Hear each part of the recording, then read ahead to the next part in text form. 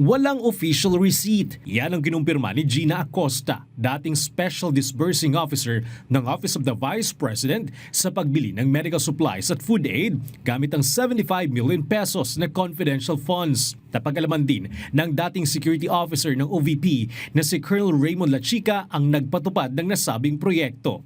Yung binigay sa inyong dokumento ng security officer para i-liquidate itong pinambili ng medical at saka food supplies, may kabilang po bang resibo doon o wala? Official receipt o wala po? Acknowledgement receipt lang po, Your Honor. Kasi po sa... So wala pong official receipt. Yun lang po yung tanong ni Attorney Ligutan. So wala pong binigay na official receipt yung security officer sa inyo kaugnay sa kabuuang halagang ito ng 75 million sa purchase of supplies, medical and food aid.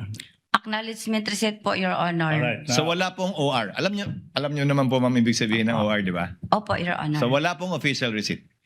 Wala po, Your Honor. Dahil dito, tinanong si Acosta kung hinanapan niya sila Chica ng official receipt ng mahalagang dokumento sa liquidation ng confidential funds. Ba't hindi kayo naghanap? Galing kay Colonel Lachica. Hindi niyo ba naisip, ma'am, Colonel Lachica, kahit ba yung pagbili ng gamot, yung pagbili, is this an advertisement, Biogesic, paracetamol, ba't hindi tayo mag-produce ng official receipt? Ano po yung napaka-confidential kung saan binili Biogesic, paracetamol? Ano yung confidential? Hindi mo ba naisip tanungin kay Colonel Lachica yan? Objection, Your Honor. Compound and argumentative, Your Honor. I'll allow it for now, Counsel. Kindly answer, Ms. Gina. Hindi niyo ba naisip humingi ng OR?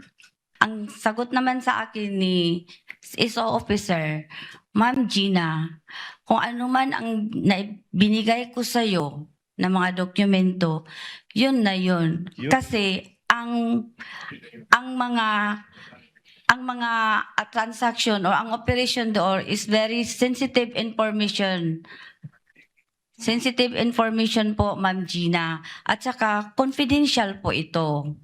Kaya kung ano ang binigay ko sa iyo na mga acknowledgement receipt, yun po, yun. Pero hindi rin masabi ng Acosta kung tunay na naibigay nila Chica ang confidential funds sa mga nakatalang recipient. Nakita mo ba si Colonel Lachica na nagbigay ng 100,000 pesos in confidential funds sa isang Antonio Pagong? Yes or no? Nakita mo ba si Colonel Lachica nagbigay ng perang iyan, 100,000 pesos to Antonio Pagong? Nakita mo ba siya o hindi? Hindi ko siya nakita, Your Honor. Maliban kay Antonio Pagong, kabilang sa mga nakatalang recipient ng confidential funds ang mga pangalang Timon Andrew Pusa, Don Piang, May Pamana, Shane Ngitngit at Suniso P. Belat. Tinanong ni Senator Judge Erwin Tulfo sa Acosta kung hindi siya nagdalawang isip sa mga paliwanag nila Chica. Lalo na't limitado umano ang detaling maaaring ibigay dahil confidential. Kabilang na ang mga kakaibang pangalan sa acknowledgement receipts. Alam niyo po yung mga pangalang Mary Grace Piatos, Chippy McDonald, Pusa, Pagong, Ngit-Ngit, Belat, na hindi po totoo mga tao ito, na mga totoong pangalan. Alam niyo po yun. Na-encounter ko po yun. Tanong ko po, alam niyo na hindi po totoo. Chippy McDonald ninyo, I'm sure. Nag-rely po ako sa... Hindi po. Common sense lang po. Pusa, Pagong. May apelyido bang Pusa, Pagong sa Davao? Wala po akong narinig na Okay. ganyan, Your Honor. Pero alam mo na ito po, hindi totoo mga pangalan. Totoong tao po sila. Totoo pangalan, pero hindi po totoong pangalan. Yes po, Your Honor. Okay. So, tanggap mo rin po ang rason ni Colonel Lachica na huwag ka na magtanong kasi confidential fund yan. Hindi ka pwede magtanong. Despite the fact na ikaw ang disbursing officer at baka sumabit ka. Meron po siyang binigay sa akin, Your Honor, na fund utilization report po, Your Honor. Aside po sa pag-verify ko sa kanya kung ano, Bakit ito ang pangalan, Your Honor? Kasi confidential in nature po yun, Your Honor.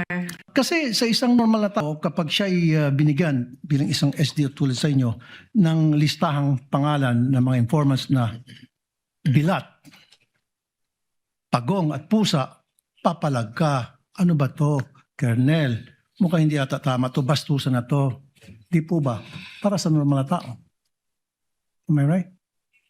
Nag-rely po ako sa sinabmit po sa akin ng security officer, Your Honor. Kaya nga po, bilang isang normal na tao, ulitin ko, pag nakakita kayo ng ganong pangalan, bilat, pagong, pusa, etc. Belat. Okay, belat, same. Magugulat ka, di ba? Magugulat Yes, po. Madam Witness, meron akong kopya dito na kung saan maraming pangalan ng mga informant at iisa lang po yung pirma. So if you're a normal or average person, papalag ka na naman. Teka muna, Colonel, bakit ganito? Bastusan na to, lokohan to. Yung iba-ibang mga pangalan pero isa lang po yung pirma. Hindi ko nagtaka. Piniripay ko po yun si Colonel La Chica, Your Honor. At ang sagot naman niya sa akin, Ma'am Gina, those are sensitive information, Ma'am Gina. At saka, confidential in nature po yun. So naniwala kayo sa sinabi niya na confidential nature kahit na isa lang signature sa napakaraming pangalan. So Kasi you siya took his po, word for it. kasi siya po ang nag-implement sa mga confidential activities, Your Honor, on the grounds. Siya po ang inatasan na mag-implement. Siya ang implementor po, Your Honor. So for me, in this case, you're stupid in the name of blind loyalty. Ano po yun? Naging stupido kayo sa ngalan ng isang tinatawag na blind loyalty. Nakapikit kung ano yung sinasabi sa iyo ng nakakataas, sinusunod mo na lang. Stupido ka pa rin, pero in the name of blind loyalty. Would you agree?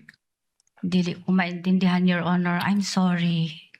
Umasa rin sa ACOSA sa fund utilization ay sinumite ni La Chica kaugnay ng pagrenta ng mga safe house na nagkakahalaga ng 16 million pesos. Matapos ang dalawang pagharap ni ACOSA sa witness stand, natapos na ang direct at cross-examination sa kanya. Gayon din ang interjection ng mga Senator Judge Bernard Ferrer para sa Bayan.